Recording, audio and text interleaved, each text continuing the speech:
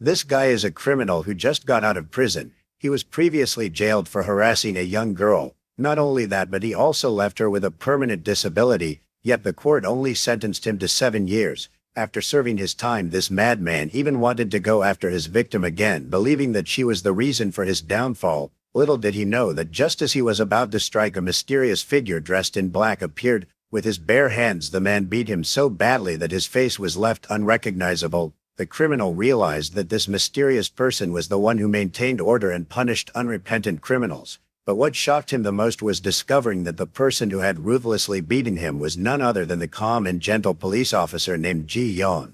12 years ago in South Korea, Ji-yeon experienced unbearable pain when his stepfather in a drunken rage beat his mother to death. What made it even more absurd was that despite having a history of violence, the stepfather was sentenced to only 3 years in prison thanks to his mental illness and the fact that Ji-yeon's family agreed to a settlement.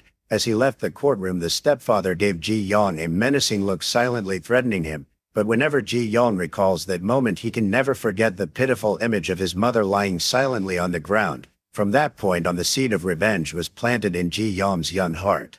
12 years later, Ji-yeon had grown up and finally had the means to take revenge on his cruel stepfather, who had recently been released from prison. This time, the man had been taken to the police station after harassing a female passenger on a bus, thanks to the driver who reported him. However, after being released, the man returned to take revenge on the bus driver. In front of everyone on the bus, he beat the driver mercilessly. He felt no remorse and even blamed the driver for causing his troubles. The passengers, terrified, remained silent as the man threatened them, warning that anyone who dared to testify would meet the same fate as the driver.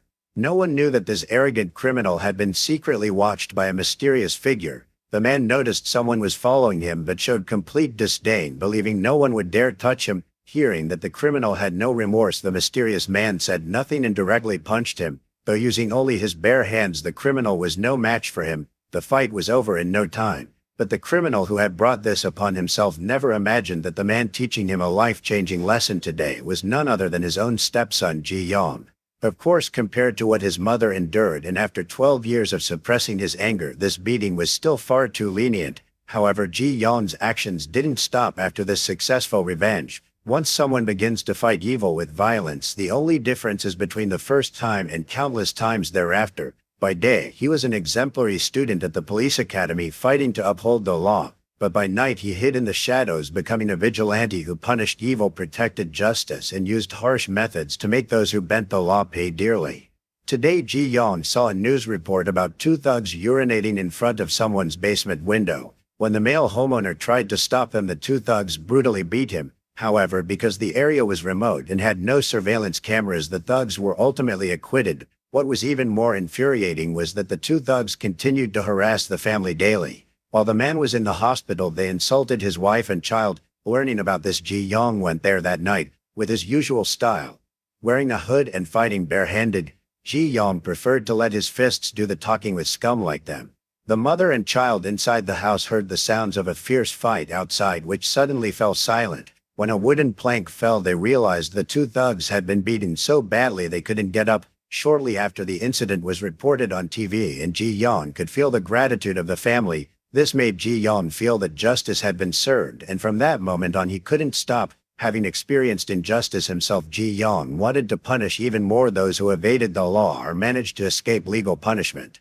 Before long, he set his sights on a cosmetic surgeon who, under the guise of performing aesthetic procedures, took the opportunity to assault patients to satisfy his own desires. Although he had been accused in the past, his connections allowed him to be sentenced to only 6 months in prison and released early. Even his medical license was not revoked. Having studied at the police academy for so long, Ji-yeon understood that crime and the abuse of power are inherently linked. Therefore, Ji-yeon raided his clinic at night to put an end to his depraved actions.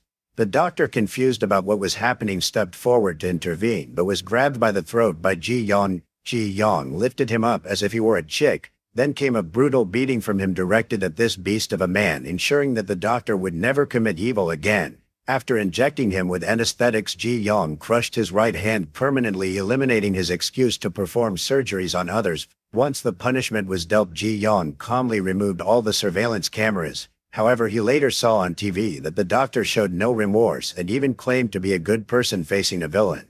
At this point, Ji Yong realized that for those vile individuals down to their very core, only absolute measures could prevent them from committing evil ever again. However, what Ji Yong didn't expect was that his continuous violent punishments against evil would make him a hero in the eyes of the people. This also caught the attention of the media, which sought to create sensational headlines and give him a resounding nickname, the Enforcer of Order. Of course, Ji Yong's method of investigating crimes primarily relied on the internet, but the information in the news can be both true and false. Most of the time, investigators have to verify the information themselves. Sometimes he also encounters individuals who genuinely regret their actions. For those who are not dangerous criminals who show remorse and have the potential for reform, Ji Yong will not take action against them. However, this very fact has led to nearly 2 weeks without any news about the mysterious hero known as the Enforcer of Order in the media. Due to the drop in viewership, reporter Mi Rio and the project manager decided to expose the identities of criminals whom the media had helped protect after their release from prison. From then on, there would be no more privacy protections for the wicked. The first villain exposed was a despicable pedophile. He not only assaulted a girl but also fractured the victim's pelvis, leaving her unable to care for herself. However, this man used the excuse of mental illness to receive a mere 7-year prison sentence before being released, now enjoying his freedom. The revelation of this case drew countless criticisms from the public, leading to the formation of a group advocating for severe punishment against him. Yet even in the face of public outrage, the man showed no fear and calmly enjoyed his meal. Unfortunately, the residents of this building not only had to endure daily abuse and harassment, but also saw their property values drop by half simply because they were neighbors with the recently released pervert. This situation created a headache for the police. On one hand, they had to consider human rights, while on the other they needed to address the public's emotions. This chaotic situation, however, brought great joy to reporter Mi Rio. She believed that it wouldn't be long before the Enforcer of Order would appear to punish this criminal. However, the police anticipated the media's intentions and assigned personnel to closely monitor the criminal's every move. To their surprise, they still lost track of their target as the criminal managed to evade them. Fortunately, the police had prepared thoroughly to prevent the criminal from retaliating against the victim. However, they still didn't expect the criminal to be so reckless. Although the guarding officers detected him in time, they were unable to withstand his attack due to his body armor. Additionally, after being assaulted, the criminal fought back using a food container. He then delivered a knife strike that incapacitated the officer. Nevertheless, the resilient policeman continued to struggle against the thief. To their surprise, the criminal employed a trick commonly used by women in jealousy fights. He threw acid, rendering the officer completely immobilized.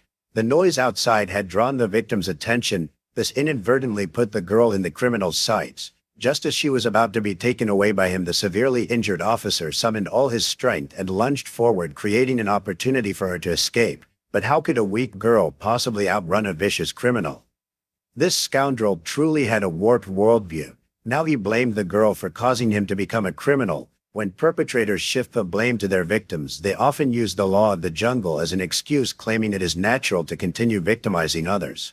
Fortunately, just as he was about to strike, the order maintainer appeared. Ji Yong kicked him, causing the criminal to tumble down the stairs. He secretly attempted to throw acid in Ji Yong's face. However, Ji Yong, with his agile reflexes, skillfully dodged the attack. Thus began his official torment of the villain. Although Ji Yong was fighting barehanded against a knife, the criminal was no match for him. Ji Yong punched him so severely that his face became unrecognizable to his parents. From that moment on, the man truly began to feel fear. But he forgot Ji Yong's words.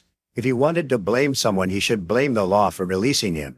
And if he wanted to live, he obviously had to meet one condition: to write a letter of remorse so that everyone could feel his sincerity. When the police arrived, the scumbag had been beaten to the point of being unrecognizable and had stopped breathing. On the wall was his letter of remorse, written in his own blood. The reporter rushing to the scene inadvertently crossed paths with Ji Yong, the order maintainer she had always been searching for. However, this time they brushed past each other. After this incident, the entire country reported on the order maintainer. The people regarded him as their hero and a nemesis to crime. However, this brought embarrassment to the police. Aren't they the ones responsible for ensuring the safety of the citizens and upholding the law and order? The higher-ups were extremely angry, demanding that this mysterious figure be treated as a criminal and arrested quickly. Even the professor, Ji Yong's teacher, was invited by the police to assist in the investigation, as he was also developing a criminal investigation system. He entrusted this important task to Ji Yong and Son Wook, his two outstanding students. They were unaware that Ji Yong was exploiting the professor's system to easily look up the past of criminals with records.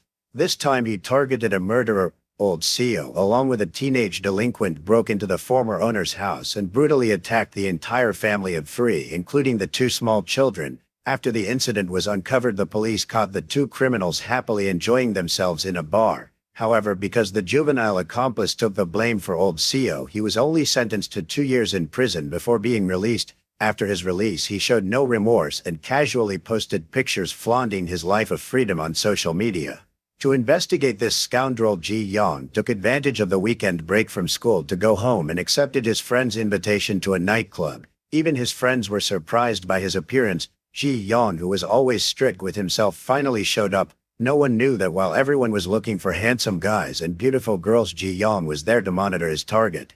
However, due to his handsome appearance, Ji Yong was approached by many girls. Through their conversations, he learned that Old Seo was not only a regular at the nightclub but also a flower dealer in the area. Just knowing this made Ji Yong feel that he deserved punishment, not to mention that he was the mastermind behind the brutal murder of a family of three. Therefore, Ji Yong quietly followed him and left a note on his car warning him to confess. Old Seo, feeling guilty, instructed his blonde henchman to call the number on the note. He soon discovered it was the number for the Busan anti-flower team. Realizing something was amiss, he hurried back to his hideout to prepare for escape, only to find that his hideout had been thoroughly searched. As he rushed to open the door to check, he heard someone calling his name from behind. That person was Ji Yong. He threw all of Old Seo's illegal money on the ground and poured gasoline over it, preparing to set everything ablaze. This action drove Old Seo into a rage, and he charged at Ji Yong recklessly. After being knocked down by Ji Yong, he hurriedly got back up and asked if the boss had sent someone to eliminate him. To his surprise, Ji Yong told him to apologize to the grocery store owner's family. Realizing that it wasn't the boss who wanted him dead, he breathed a sigh of relief and even felt he still had a chance. Therefore, Ji Yong decided to burn the most valuable thing to him right in front of him, stripping him of his last glimmer of hope. Watching all his money and documents being incinerated by Ji Yong, Old Seo despaired and turned his furious gaze toward him. Even until his death, Old Seo never suspected that this was a match in which he was completely overpowered. It could even be said that his opponent regarded him as nothing more than prey, simply enjoying the moment of the hunt. Since Ji Yong stained his hands with the blood of evil, he had never considered stopping. These criminals loved to exploit the loopholes in the law, so he wanted to make them realize and regret the leniency the law had shown them. That leniency was the very path leading them to hell. In front of the innocent children whose lives he had taken, Old Seo was found dead the next day. The manner and condition of his death were identical to the previous case. In an instant, the police could no longer control public opinion. Countless people had become fans of the one who maintained order. Some even went as far as to dress up as vigilantes at night, using similar violent methods to punish those who deserved severe retribution. Compared to Ji Yong, these individuals were even more ruthless. This led to an increase in crime rates in South Korea and unprecedented challenges to police authority. The public began to doubt the existing laws in South Korea. With citizens questioning the judicial system, those in power could no longer sit idle. Their first thought was not how to improve the laws and protect the vulnerable, but rather to assign Detective Jo Hyun, a tough and seasoned investigator from the National Investigation Team, to apprehend the vigilante. Detective Jo Hyun is not someone to be underestimated. Not only is he as strong as an ox, but he can also defeat 10 men at once. Each punch he delivers has a high chance of being lethal. He can even tear apart iron doors with his bare hands, instilling fear in countless criminals. For offenders, Detective Jo Hyun has only two approaches. When he speaks softly, he gives the other person a chance to converse politely. However, if they refuse to cooperate, he resorts to methods that are even more ruthless than those of thugs. He is willing to take a life to extract information. The reason his superiors assigned Detective Jo, a well-known violent investigator, to the case is that he, like Ji Yong, once aspired to be a judge who used violence to punish evil, but harsh realities have forced him to learn how to bow his head to advance in his career. Thus he understands the vigilante and believes he will definitely capture him, unaware that Ji Yong is already targeting his next victim. Late at night, a delivery driver working overtime was knocked down by a truck that ran a red light. However, after getting out of the vehicle, the driver not only failed to help the victim but also appeared irritated by the situation. Even more despicable was the way the driver instinctively glanced around to see if anyone was witnessing the scene while the injured person lay there gasping for help. After confirming that no one was around, the driver got back in the truck and unexpectedly accelerated in reverse, running over the victim once more. The driver's intention in doing this was to compensate for the incident quickly to avoid having to pay for the lifetime care of someone who might end up in a vegetative state. Ultimately, this serious case was ruled by the court as a result of the driver's operational error, leading to a sentence of just over a year in prison. Afterward, while tracking the driver responsible for the accident, Ji-yeon discovered that he not only showed no remorse for the incident, but also mocked the victim's family, claiming they were a bunch of parasites trying to extort money. For someone who regarded human life as worthless, it was only natural that someone would come to punish him. Just as he was soaking in a public bath, an unexpected assailant suddenly pushed him underwater. Strangely, this person was wearing a mask, which was clearly not Ji-yeon's style. Moreover, this attack left no useful clues for the police, who were curious about how the vigilante managed to destroy all nearby surveillance cameras. However, not long after 2 incidents of criminal punishment were exposed by the media, a self-proclaimed vigilante had punished and executed a criminal using tactics strikingly similar to Ji-yeon's. What was even more shocking was that after dealing with the criminal, he not only openly provoked the police, but also declared to the entire society that these actions would never end if the justice system did not change. This action was clearly a public challenge to the South Korean legal system, forcing authorities to take the law seriously. In other words, if the law was not amended and improved, the vigilante would not disappear. Faced with this situation, Ji-yeon was also quite confused. However, he could sense that the imitator seemed to share the same will as him. Similarly, as the one creating public opinion about the vigilante, Rio was also a supporter. Therefore, her words were aimed at highlighting the incompetence of the authorities. She shouted that no one talked about the trampling of the rights of criminals. The issue did not lie with the media or the vigilante. Rather, it was with the legal system, which had too many loopholes. This is why the vigilante emerged. Since this situation arose, not only had there been more imitators of the vigilante, but even criminals with previous convictions living in hiding were living in fear. As a result, they not only begged for protection from the police, but some even voluntarily returned to prison, feeling that it was safer there. Despite the confusion among the people, there were still some who, unaware of the seriousness of the situation, wanted to take risks. An elderly woman, after collecting recyclable materials, accidentally blocked the path of a BMW driver. The driver, suffering from intermittent explosive disorder, reacted with a fit of rage and accelerated straight toward the woman. After getting out of the car, the driver continued to berate the elderly woman arrogantly. Witnessing this scene, the owner of a fruit shop angrily approached the driver to question him. However, the driver maintained his condescending attitude, leading to a physical altercation between the two. This time, the BMW driver had picked the wrong person. He was no match for the fruit shop owner. Enraged, the owner gave the driver a beating he would never forget. However, when the police arrived, they took the driver away and also brought the fruit shop owner to the station for questioning, because the driver wanted to sue the owner for assault. Even though the police knew the owner had acted justly, they had to comply with the law as it was.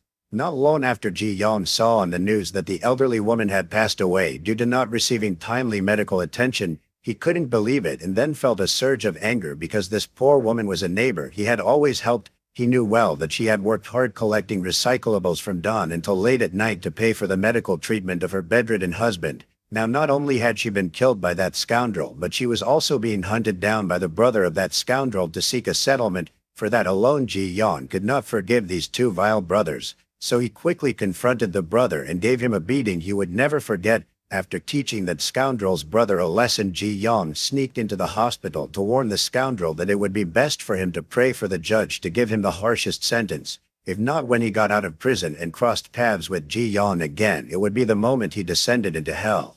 After completing a series of punishments, Ji-yeon disguised himself as a doctor and smoothly passed by the violent officer Jo Hyun, leaving the scene safely. When Joe learned that something had happened in the patient's room, he immediately chased after the doctor he had just seen. However, when he reached the lower floor, he found nothing. Not only that, but all the surveillance cameras in the hospital had been hacked and destroyed. Ji-yeon thought he had finished his punishment and was about to leave when suddenly someone threw a patient down from the upper floor. When he turned around, he realized that this person was the same scoundrel from before. A female reporter who was lying in wait immediately rushed in to take action. Even Joe couldn't believe it, and only Ji-yeon noticed someone who looked just like him climbing down the side of the hospital. Ji Yong quickly chased after him and discovered that this person was driving an ambulance to escape. Seizing the right moment, Ji Yong rushed up and opened the vehicle's door. He hitched a ride with this person to a deserted parking lot. The individual seemed incredibly happy, but after calming down a bit he approached Ji Yong claiming to be a fan and hoping to collaborate with him.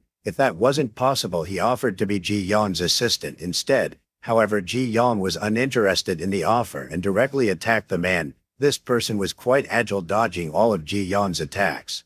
Faced with this awkward situation, the mysterious person continuously explained to Ji Yong that he was an obsessed fan. Not only could he help Ji Yong out of trouble, but he could also assist in capturing even more notorious criminals. However, Ji Yong was not interested in any of this, as the justice he sought was not simply about taking down the enemy. He wanted to demonstrate the principle of karma that the law failed to achieve rather than just killing someone. If it were merely about the hunt, he would be no different from a serial killer. The mysterious person's appearance unintentionally shattered all of that. Therefore, their ideals were completely different, leading to a confrontation between them. After an intense battle, Ji Yong with his superior skills emerged victorious, but he didn't want to know who the other person was. He only warned him not to imitate his methods anymore. This left the mysterious individual very disappointed, as his idol showed no curiosity about him. However, the identity of this mysterious person was truly surprising.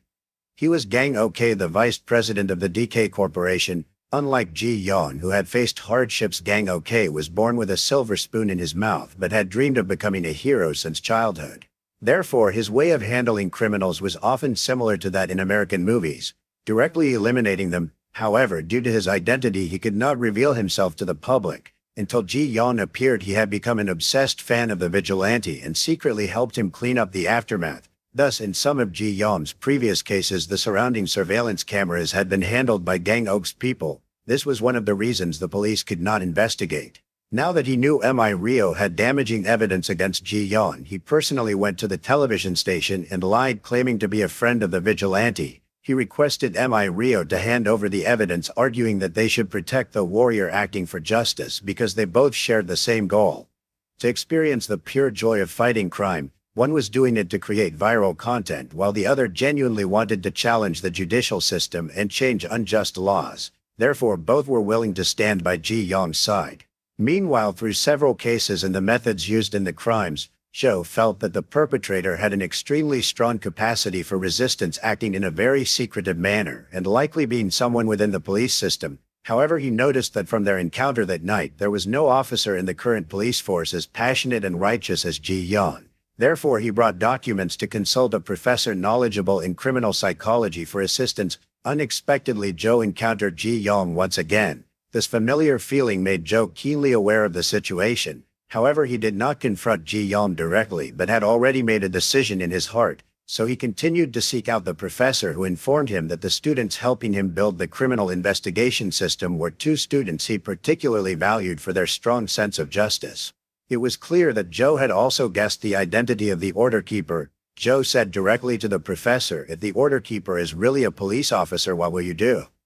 This statement left the professor stunned. If the perpetrator was indeed a police officer, it would undoubtedly be the greatest disgrace for the justice system. Once the matter was exposed, it would not only stir public opinion but also cause a massive uproar. After all, if even the police do not trust the law and resort to taking justice into their own hands, it further proves that the current justice system, even its own nemesis trained within it, does not trust the system, leaving the public completely disappointed in the country's justice system.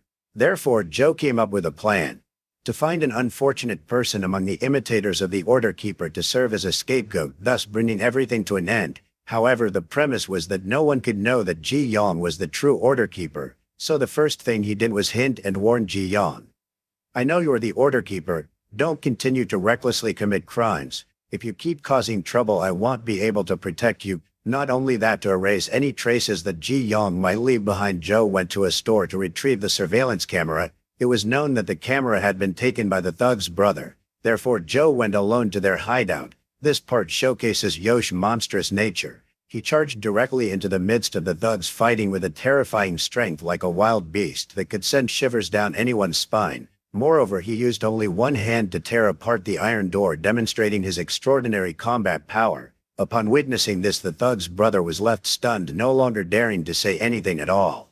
At the same time in the classroom, the professor was curious about the injuries on Ji Yon's face, but Ji Yon remained silent. Just then a teacher unexpectedly appeared in the classroom and said that there was a police officer outside who wanted to see Ji Yon. This surprised everyone present. When they went outside, they learned that a girl had come with the police to thank Ji Yon for his brave actions the night before when he had chased away the thugs on her behalf. This strange reason left even Ji Yon feeling bewildered. No one knew that all these arrangements were made by his enthusiastic fan gang. He had set up for the girl to appear to help Ji Yon out of a tight spot. Following these events and the successes they brought, Ji Yon suddenly felt that fighting alone was not a long-term strategy. Therefore he proactively contacted the mysterious man and exposed the fact that he had been monitoring his phone. After that he agreed to meet with Gang OK to talk with him. Next, the major character they were targeting finally appeared. This person was the chairman of an investment company. On the surface his company was involved in the trade and entertainment sectors, but in reality it controlled the servers of many illegal gambling websites. They used the entertainment industry as a front to trade in flour. Old CEO, whom Ji Yon had dealt with earlier, was just one of his underlings. Following old CEO's sudden departure, two of his subordinates became greedy and ran off with the money and goods. However, they couldn't escape the grasp of Chairman Kim. Therefore he ordered his men to prepare his favorite punishment to deal with these traitors. The most brutal method he often employed was the pig punishment. After an hour of command, a pack of hungry fat pigs was released. They charged toward the scent of blood and frantically tore into the two men. The entire space was filled with the sounds of their horrific screams and the pigs tearing flesh. Chairman Kim's method of eliminating enemies was as brutal as that.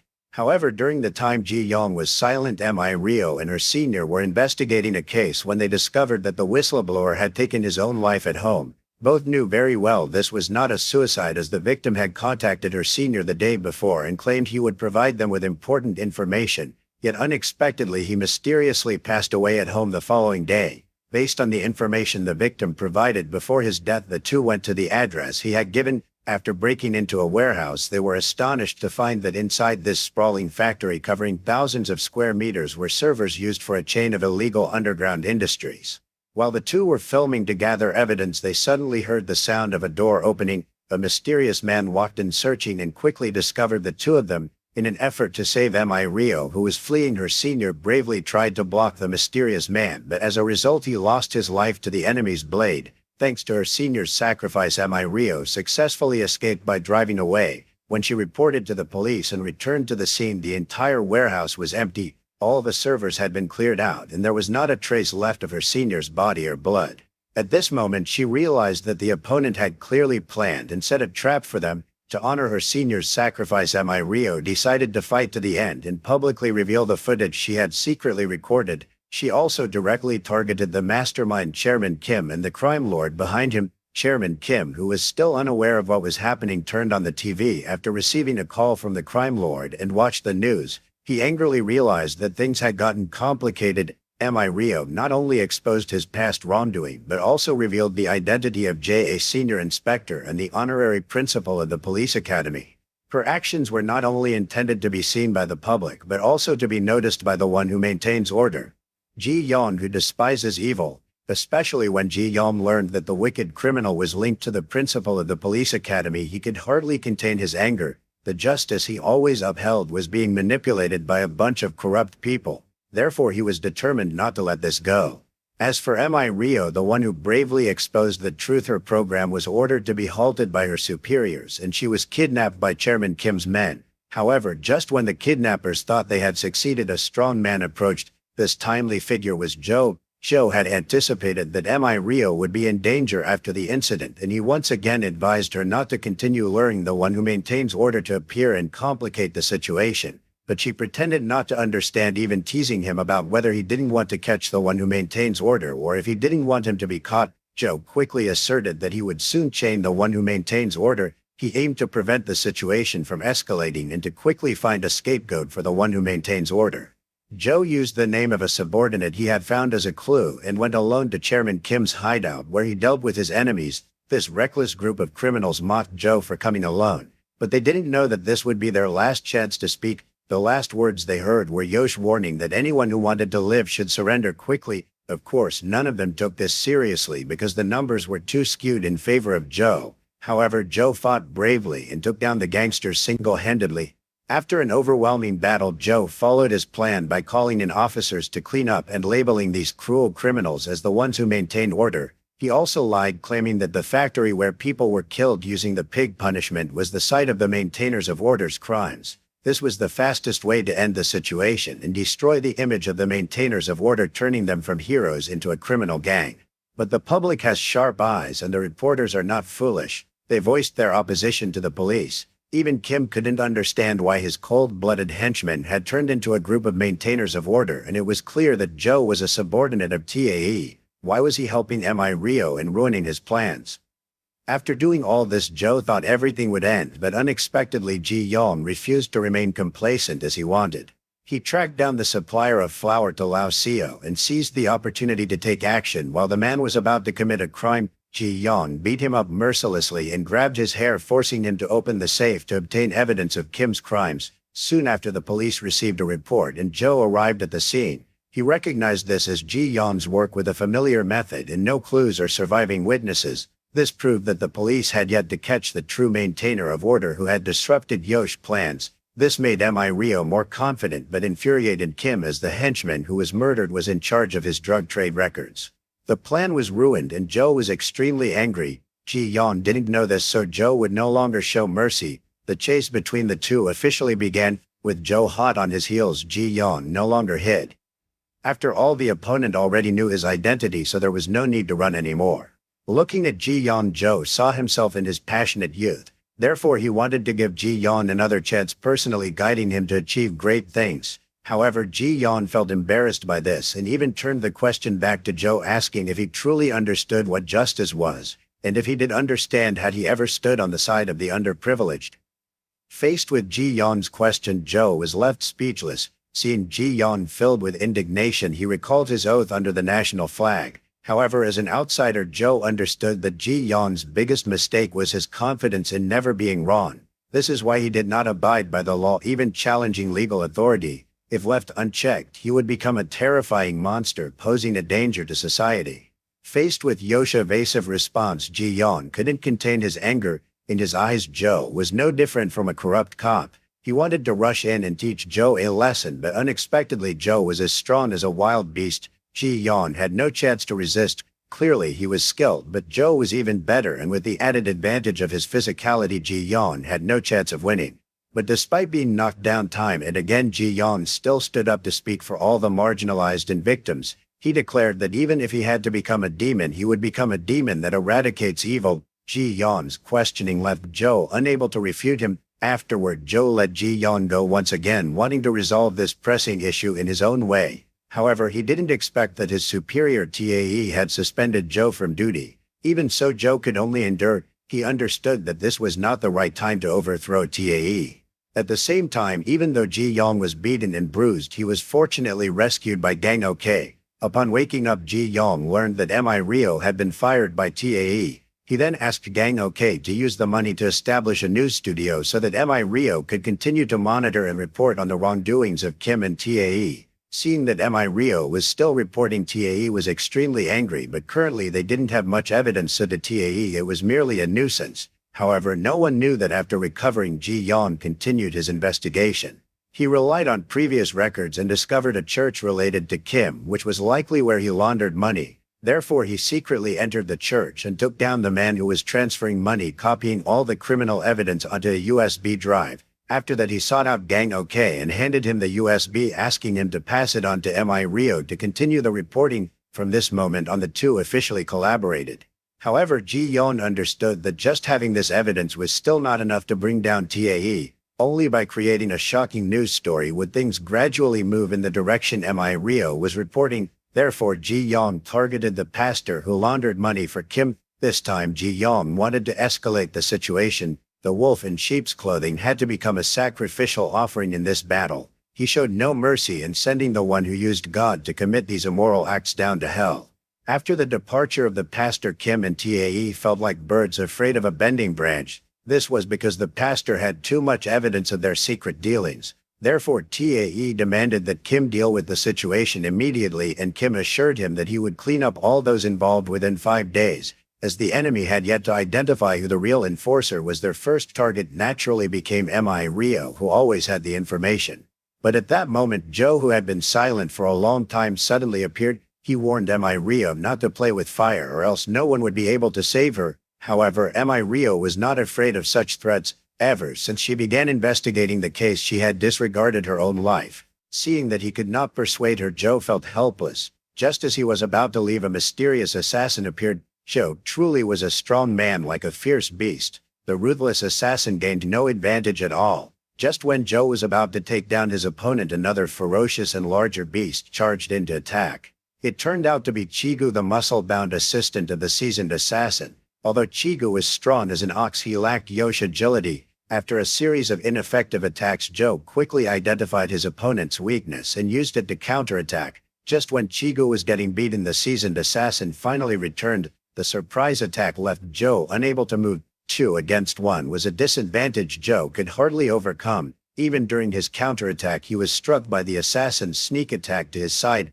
Wounded in multiple places, Joe still did his best to hold his own against both opponents. However, after fending them off for a while, Joe no longer had the strength to stand. Seeing this, the seasoned assassin smugly praised Yosh's strength for a moment before preparing to send him on his way.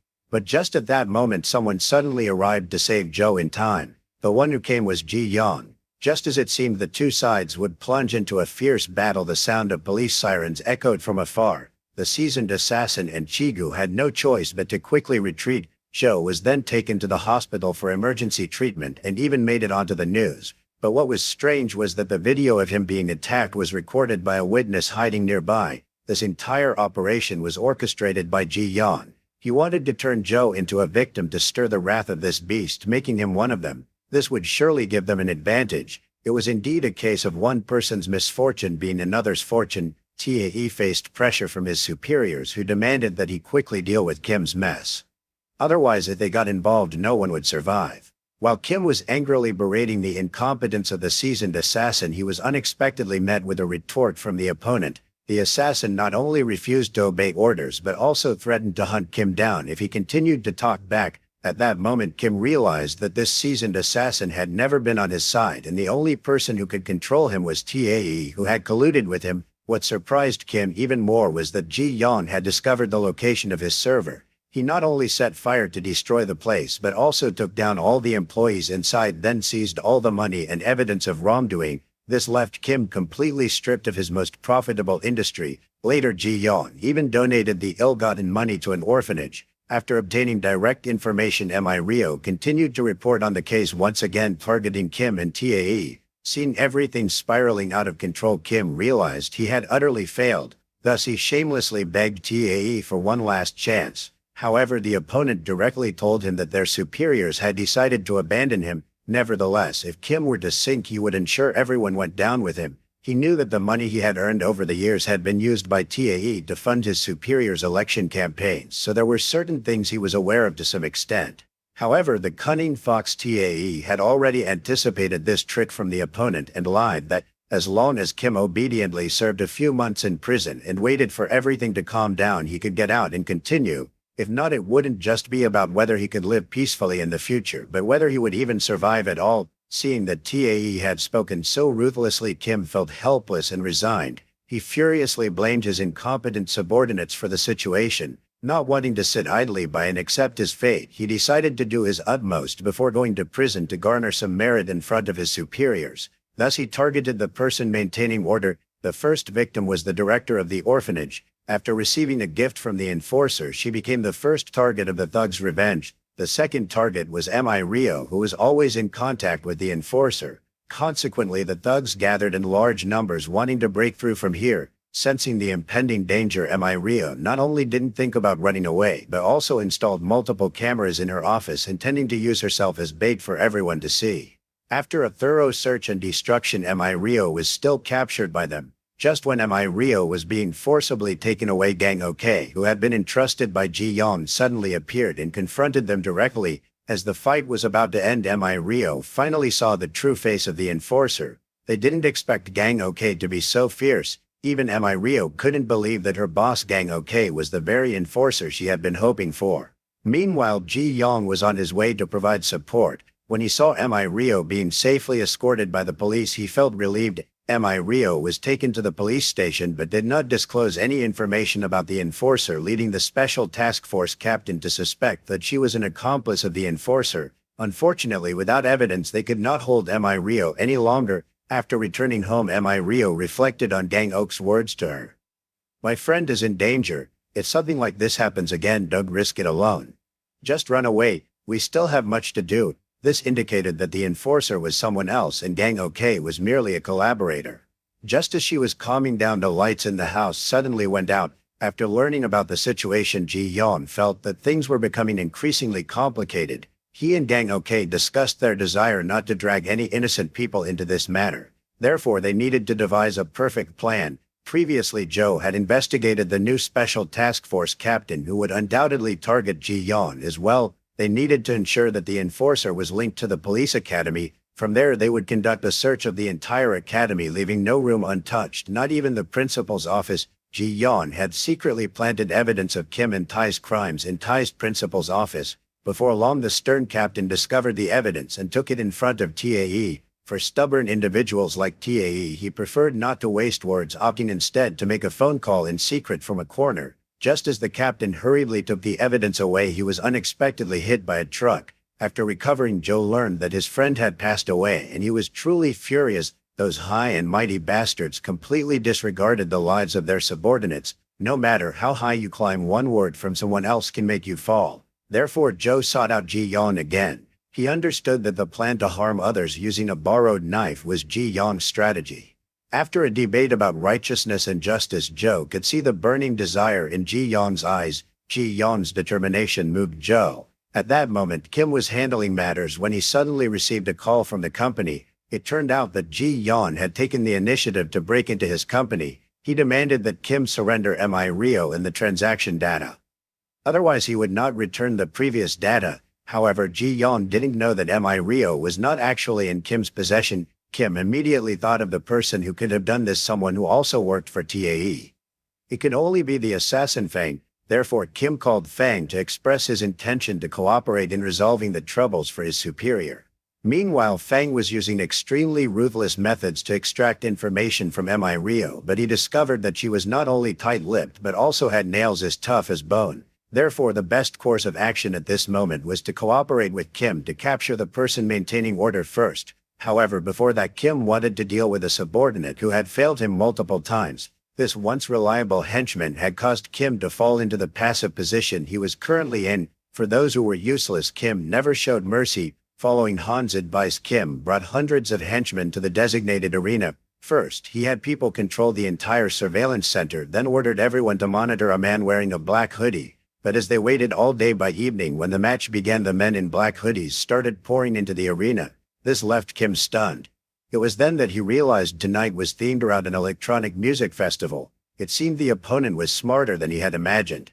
At this moment, Gang OK and Ji-yeon had secretly infiltrated the crowd. Fang and Chigu were also escorting Mi Rio to the scene. Everyone recognized that the opponent was intelligent, yet they allowed Chigu, who only knew how to use brute force, to blend into the crowd to capture Mi Rio. This created an opportunity for Ji-yeon. After successfully rescuing Mi Rio, the real plan began. Gang OK appeared intentionally in front of Kim to lure the hundreds of henchmen lying in wait. Meanwhile, Ji-yeon handed his phone to Mi Rio, asking her to stream live on the spot. He wasn't afraid to reveal himself and confront Chigu directly, because only this risky move could draw big fish like Tae into the water. However, Mi Rio was very skilled at controlling the angle, deliberately avoiding Ji-yeon's face. When the live broadcast began, Joe finally couldn't hold back any longer. After putting on a bulletproof vest, he dragged two of Chairman Kim's henchmen who were being held captive and rushed to the scene.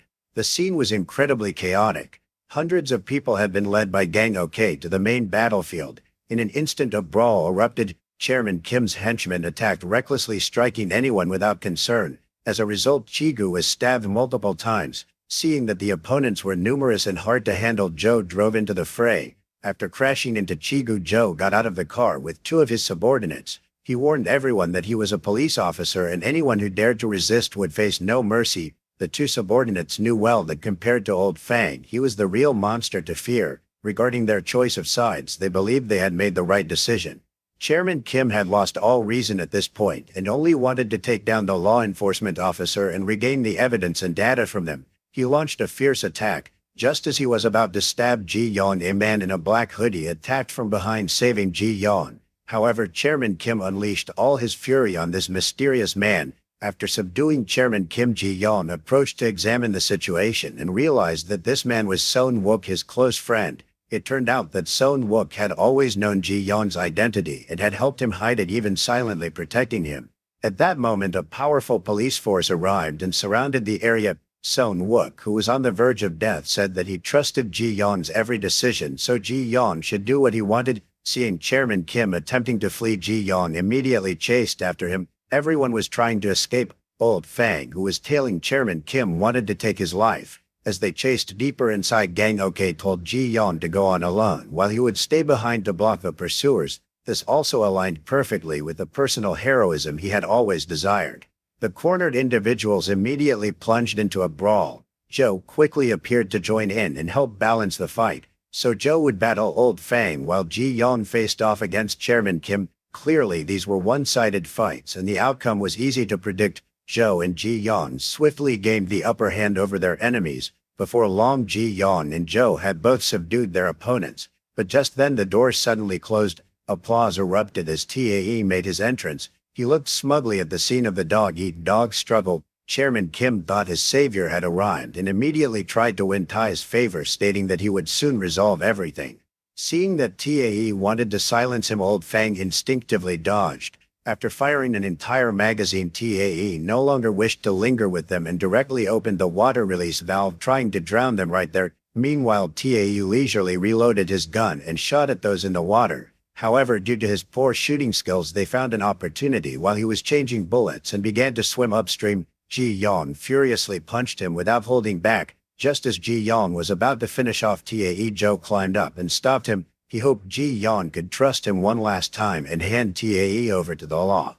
No one expected that Old Fang had quietly climbed up, so he jumped into the fight with the two. While they were fighting, Tae recovered and grabbed the gun to attack them. He fired at each of them one by one. Ji-yeon, who tried to rush at him, was also shot and fell to the ground. This directly drove Joe into extreme rage. Tae, terrified, tried to fire at him, but the gun was out of bullets and now he would have to face the wrath of his own subordinate. No one expected that in the end Tae would be finished off by Joe himself. Old Fang stubbornly tried to attack Joe but was immediately countered and stopped by Ji-yeon. In the end, Ji-yeon's close friend sacrificed his life. He was posthumously awarded the title of hero and received a special medal from the Prime Minister. As for Tae, even though he had lost his life, his superiors painted him as a brave warrior who fought criminals until his last breath. He was even posthumously given the title of honorary police chief, all because his superiors and the corrupt judicial system didn't want their scandals exposed to the public. If the whole world knew that the South Korean judicial system had rotted to its core, would the people still trust the police who protect them? Would they still trust their country? Would they still believe that justice and righteousness exist in this world? It was at this moment that Ji-yeon realized how small he was in the face of such a colossal truth, and that justice in South Korea was nothing more than the name of a comedian. Upon graduating, Ji-yeon said nothing. He no longer believed in the medal he wore on his chest. Everything had become meaningless to him, and thus the movie comes to an end. Don't forget to subscribe to the channel so you don't miss any exciting upcoming films.